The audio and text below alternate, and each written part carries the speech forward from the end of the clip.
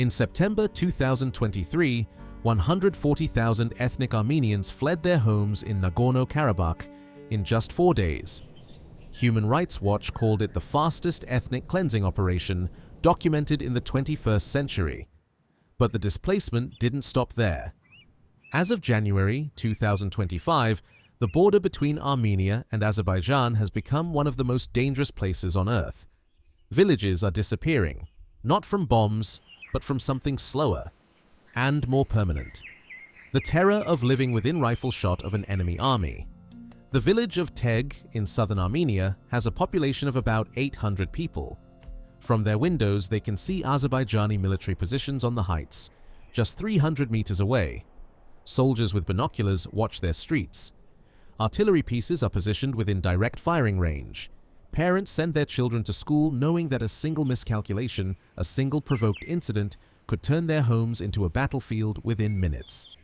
In December 2024, 3 Armenian soldiers were killed in border skirmishes nearby. The fighting isn't over, it's just moved to the unmarked line, where no one agrees where Armenia ends and Azerbaijan begins. This isn't a ceasefire. It's a frozen war maintained by over 100,000 troops on each side, Turkish-supplied drones overhead, and a border stretching 1,007 kilometers that has never been officially demarcated.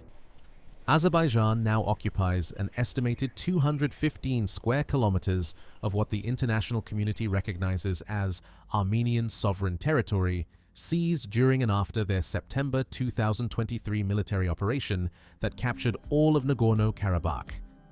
Villages in the provinces of Geghaknik, Syunik, and Tavush are being systematically depopulated. Residents abandon homes they've lived in for generations.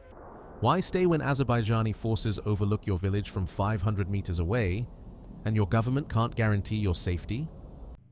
The roots of this conflict were drawn with a pen in the 1920s. When Joseph Stalin served as the Soviet Commissar of Nationalities, he deliberately placed Nagorno-Karabakh, a region with 145,000 Armenians, inside the borders of Soviet Azerbaijan. It was an administrative decision made in Moscow that created an ethnic powder keg. When the USSR collapsed in 1991, those internal Soviet boundaries became international borders, and the Armenians trapped inside Azerbaijan wanted out. The First Nagorno-Karabakh War from 1988 to 1994 left Armenian forces controlling not just the enclave, but 7 surrounding Azerbaijani districts. This displaced 700,000 Azerbaijanis and created a 300-kilometer buffer zone. For nearly 3 decades, the conflict was frozen. Then, in 2020, Azerbaijan launched a 44-day offensive using Turkish drones and Israeli loitering munitions, reclaiming most of the occupied territories. Russia brokered a ceasefire and deployed 2,000 peacekeepers. Those peacekeepers stood aside in September 2023 when Azerbaijan moved in to take the rest. But taking Nagorno-Karabakh wasn't enough. Azerbaijan's military budget has grown to $3.1 billion annually, fueled by the Baku-Tbilisi-Ceyhan oil pipeline that generates $15 billion a year. Armenia's defense budget, $780 million. That's a 4-to-1 disadvantage in funding, and it shows on the ground. Azerbaijani forces have advanced into internationally recognized Armenian territory and refuse to withdraw. Demarcation talks collapse every month because both sides claim different Soviet-era maps are the legitimate border, with discrepancies of up to 40 kilometers in some areas. Without an agreement, Azerbaijan holds the land it occupies, and Armenia lacks the military power to take it back. If you're watching this and didn't know this conflict was still active, you're not alone. Leave a comment with where you're watching from. Now Azerbaijan is demanding something even more dangerous, the Zangezur Corridor. This proposed route would cut through 42 kilometers of southern Armenia, connecting mainland Azerbaijan to its exclave of Nakhchivan. But this isn't just about building a road.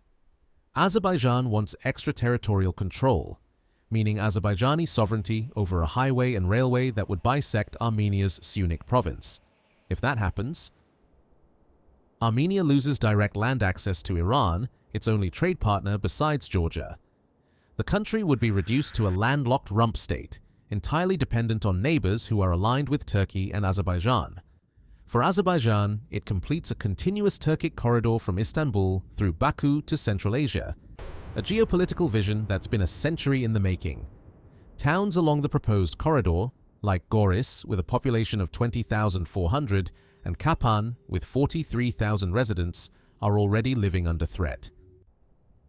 Azerbaijani military positions overlook critical sections of the M2 highway, the road that carries 80% of Armenia's trade with Iran. In a December 2024 speech, Azerbaijani President Ilham Aliyev said the corridor will be opened by force if necessary. Negotiations stalled in November when Armenia rejected any deal that compromises its territorial integrity.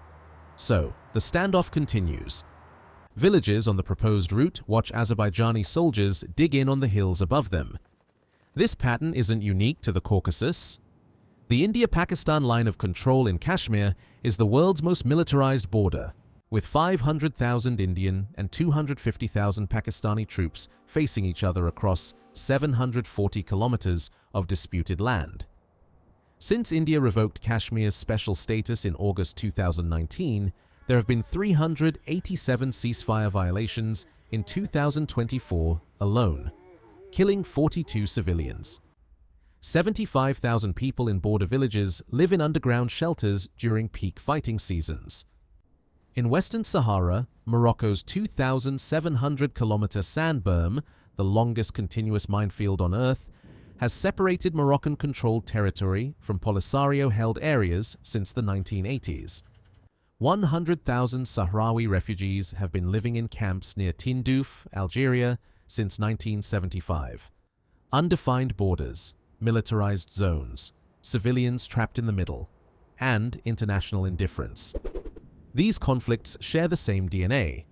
As of 2025, an estimated 2.3 million people worldwide live within 5 kilometers of an active disputed border where military exchanges happen monthly. They're living in geography's blind spots, places where colonial powers or Soviet bureaucrats drew lines on maps without asking the people who lived there. Now those lines are killing fields, and the international community has moved on. Villages disappear, not in sudden explosions, but through slow abandonment. Families leave because no one can live with an enemy army watching from 300 meters away.